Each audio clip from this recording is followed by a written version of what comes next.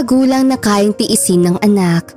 Subalit paano kung sa isang iklap, ang dating mapagbigay mong ina ay biglang naging kuripot at matipid? Magtatanim ka ba ng sama ng loob dahil sa hindi niya naibibigay ang luho at mga nais mo?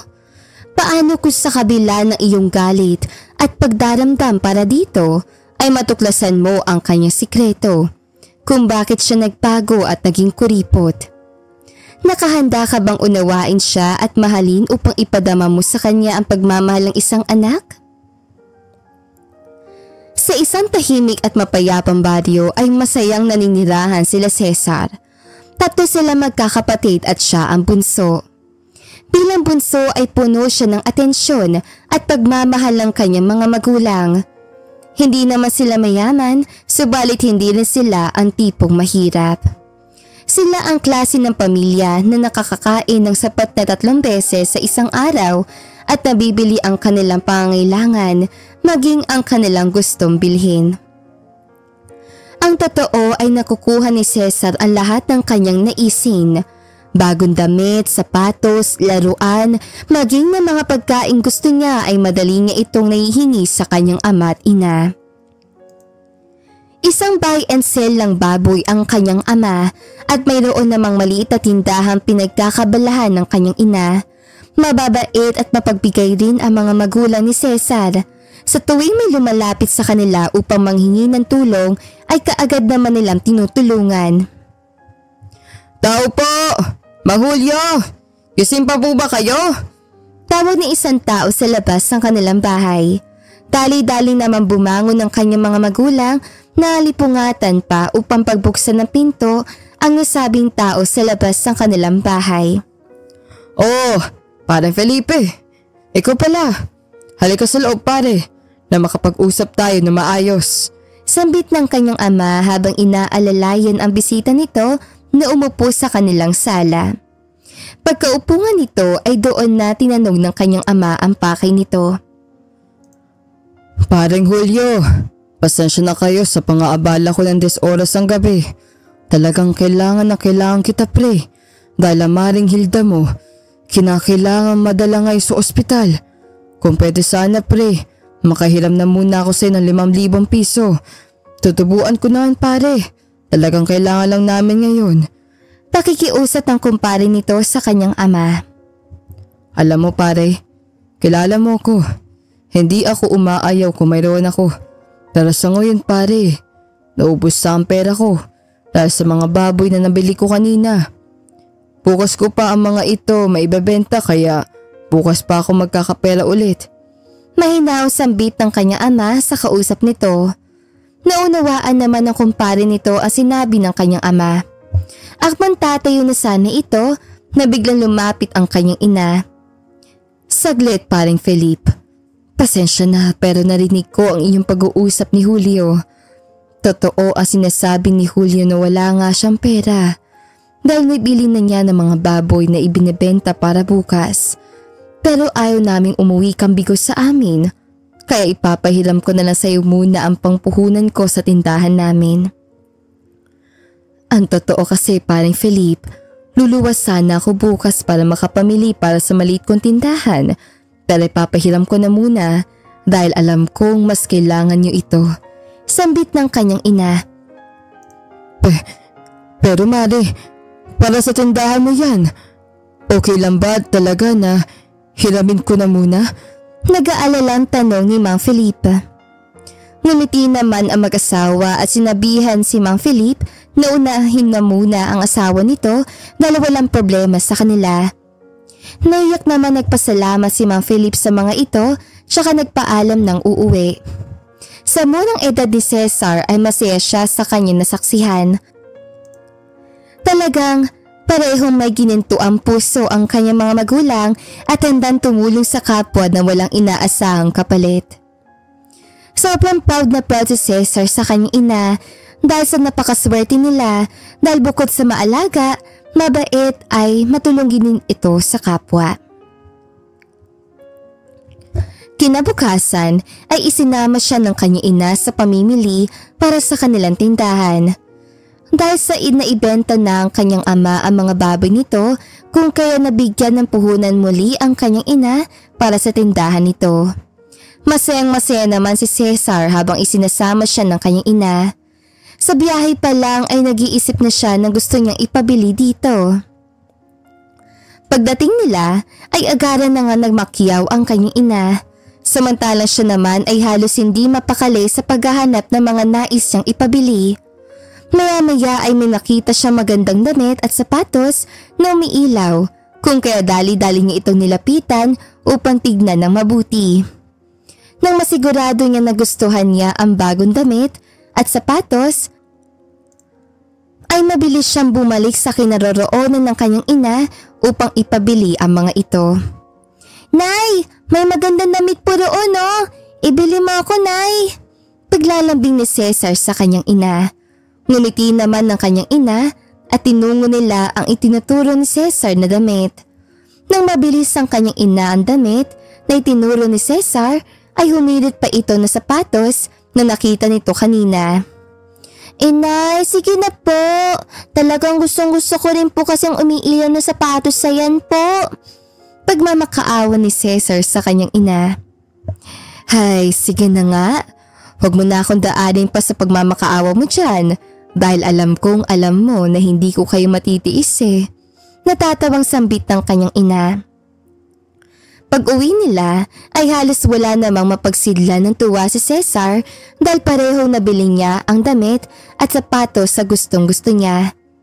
Talagang napakaswerte nila magkapatid sa kanilang ina dahil lahat ay binibigay nito, mapasaya lamang sila.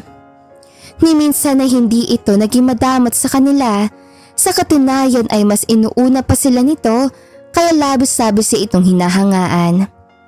Sa tuwing may nais silang magkakapatid ay ang kanilang ina kaagad ang nilalapitan niya dahil sigurado silang ibibigay nito ang kanilang kailangan, hindi tulad ng kanilang ama na mas inuuna ang kanilang pangangailangan at walang oras para sa mga bagay na hindi naman mahalaga. Magkaganon pa man ay masaya naman sila sa kanilang ama dahil itataguyod sila nito at ni minsan na hindi sila nito pinababayaan. Sa tuwing dumarating ang kanilang kaarawan ay maraming handa at mga bisita dahil talagang pinag-iipunan nito ng kanyang ina. Naalala pa nga niya sa tuwing nagdiriwang siya ng kanyang kaarawan ay nagleletsyon pa sila. Bukod roon ay sandamakmak na regalo ang kanyang natatanggap dahil sa di hamak na marami ang kanilang mga nagiging bisita. Dahil sa maunawain at mapagbigay ang kanilang ina kaysa sa kanyang ama, kung kaya mas naging takbuhan nila ito. Para sa kanila, lahat ng naisin nila at hilingin ay nibibigay ng kanilang ina. Ganon at ganon palagi ang kanilang ginagawa. Naging takbuhan nila ang kanyang ina sa tuwing may kailangan silang ipabili o kailangan nila ng pera, hanggang sa tumuntong si Cesar sa sekundarya.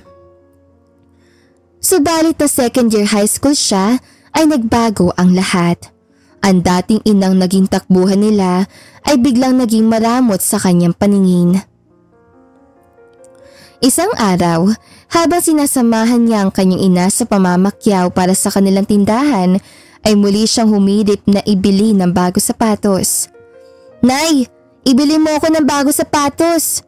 Medyo luma na po kasi ang sapatos kong ginagamit pang PE class." Pakiusap ni Cesar sa kanyang ina.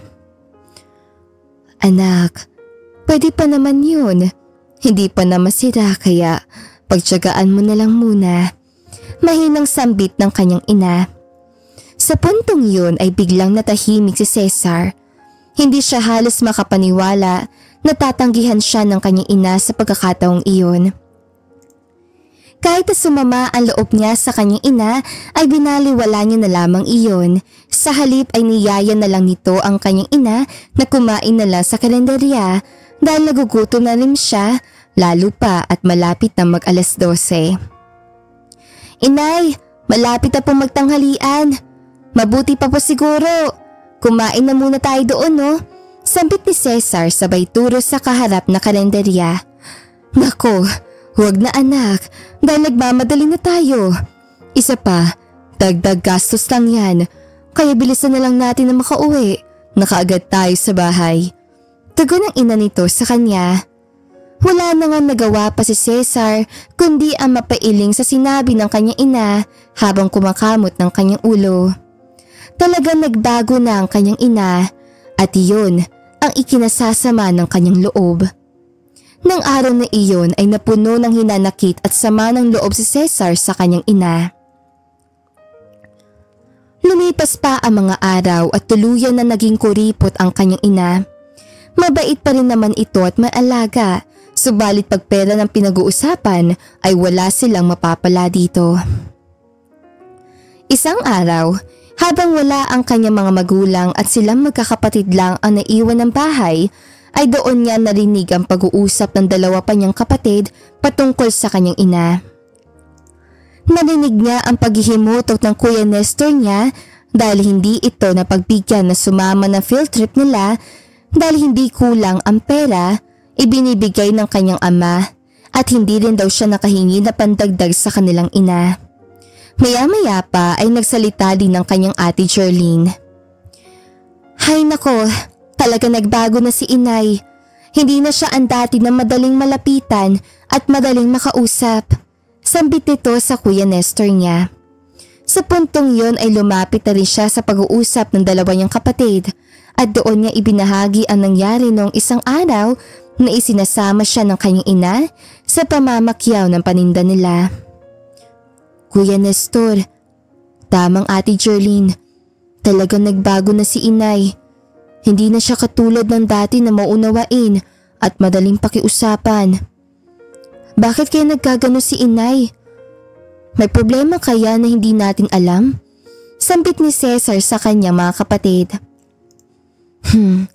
Alam mo ba bunso kung ano ang problema? Ang pagiging kuripot na ni inay. At yun ang malaking problema natin ngayon. Natatawang biro ng ate Jerlyn niya sa kanya. Hindi naman kumibo si Cesar, subalit sa kaibuturan ng kanyang puso ay nais niyang alamin ang buong katotohanan kung bakit nagbago ang kanilang ina.